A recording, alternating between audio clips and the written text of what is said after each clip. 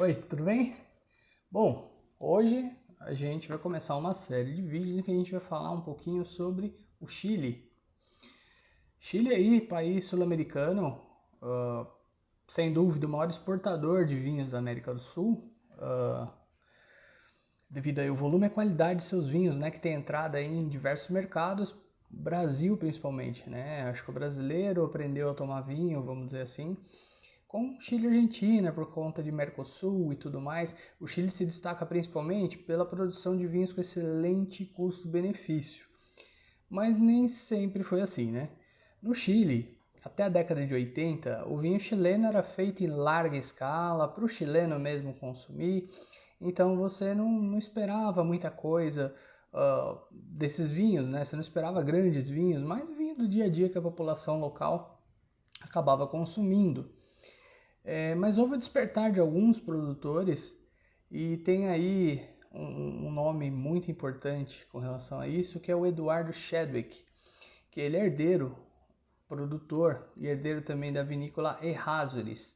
Errázuriz está aí com a gente, nosso portfólio, né? Errázuriz, só para a gente citar algumas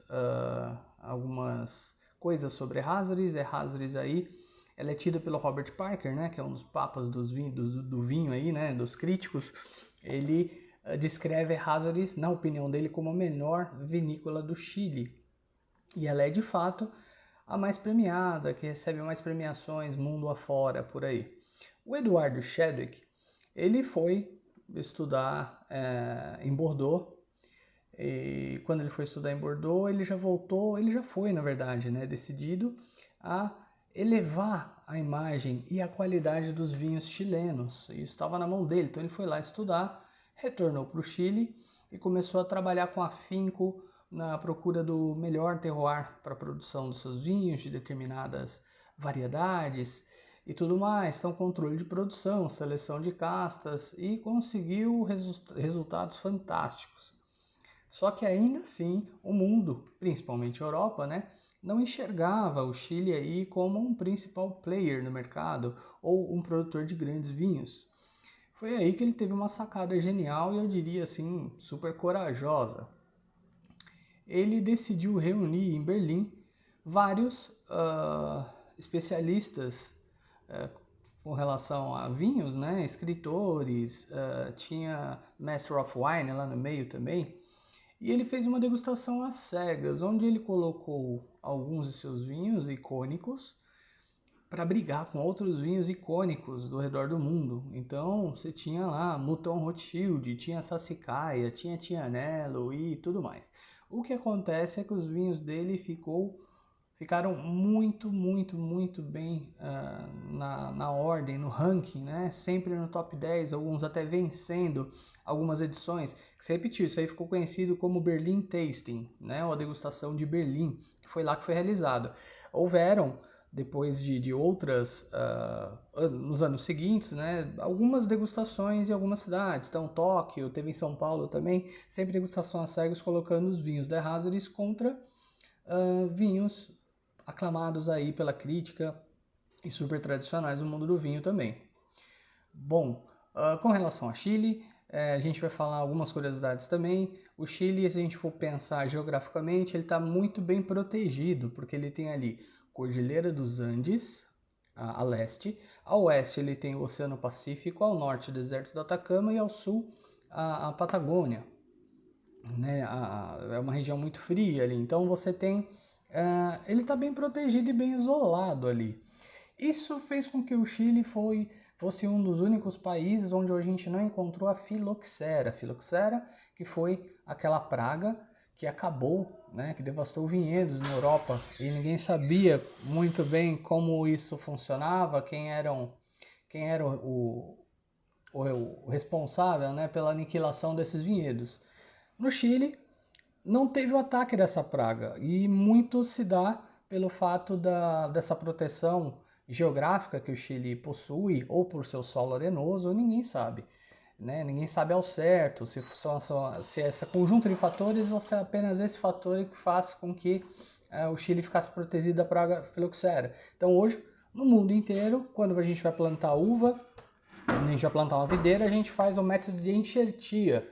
Então a gente pega aí uma raiz de uma uva americana, que o pulgão, no caso a Phylloxera, não gosta, abre, enxerta uma planta Vitis vinifera, põe na terra e vamos embora. Então, caso o pulgão vá atacar, ele vai atacar na raiz da Vitis, da uva americana, e não vai curtir muito, vai largar, então tá protegido. Isso não muda o sabor do vinho, tá? A parte aérea da parreira fica ali bem protegida e sem problema nenhum de interferência de sabor por conta disso. Mas o Chile é um dos únicos países do mundo que se planta em pé franco, como se chama, né? Pé franco é essa técnica aí, já sempre se fez isso, né? Antes da Phylloxera, onde eu planto direto na terra sem a necessidade de enxertia. Nós temos uma variedade muito grande de solos e climas, o que permite os chilenos, no caso, né? A gente é permitido beber e provar tudo isso. Mas os chilenos é permitido diversos estilos, produção de diversos estilos de vinhos, diversos tipos de variedades também. Outro fato interessante é sobre a uva Carmener.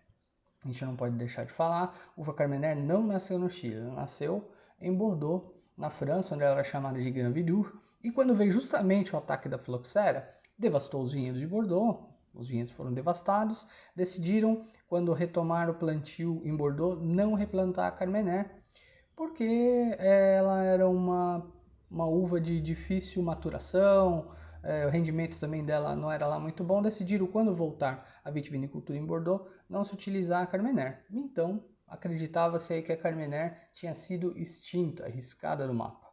Só que antes da Phylloxera foram levadas algumas mudas francesas para o Chile.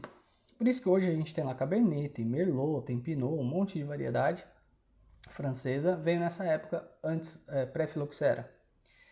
Após o ataque da Phylloxera, ela vai ao Chile produzindo seus vinhos lá em larga escala, para cima e para baixo e tudo mais. De repente eles começaram a perceber, eles não sabiam que a Carmener tinha ido. Eles tinham recebido mudas de Merlot e acabou. A Merlot, a planta, ela é bem parecida, a planta da Merlot com a planta da Carmener. Então, foi praticamente como a mesma coisa para o Chile por anos. O Merlot chileno era feito dessa maneira, com Carmener misturado sem saber. Em 1994, o ampelógrafo francês olhou e percebeu que algumas mudas de Merlot amadureciam antes de outras. Vamos ver o que acontece. Teve-se a desconfiança, vamos fazer o exame de DNA e descobriu-se aí a Carmener. A partir daí, o Chile começou a investir nisso. Só a gente tem Carmener, vamos fazer aí, vamos levantar a bandeira do melhor Carmener no mundo. Então, fizeram um recondicionamento de vinhedo, separaram o que é Merlot para lá, o que é Carmener para cá, vamos investir em clone, vamos ver qual o melhor terroir para a produção da uva.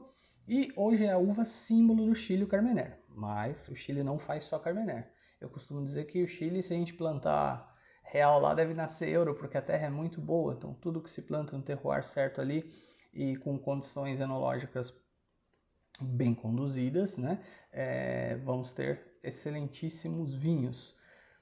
Outra coisa que chama atenção pelo Chile, já falei no começo do vídeo, mas vale a pena retornar, é só a relação custo-benefício, tá? Então, quer encontrar um vinho bom com uma boa faixa de preço, o Chile é o especialista nisso, tá? Temos aí então, vamos falar durante os próximos vídeos sobre alguns rótulos que nós temos em nosso portfólio.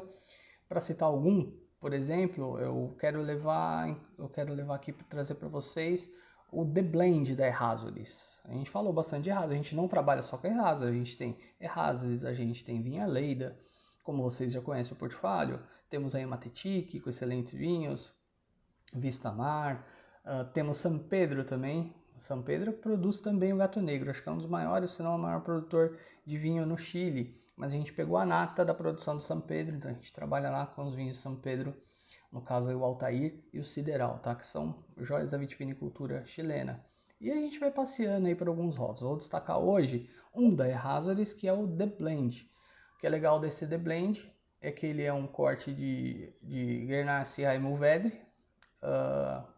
Olha aí, mostrando mais uma vez como é que eu posso falar?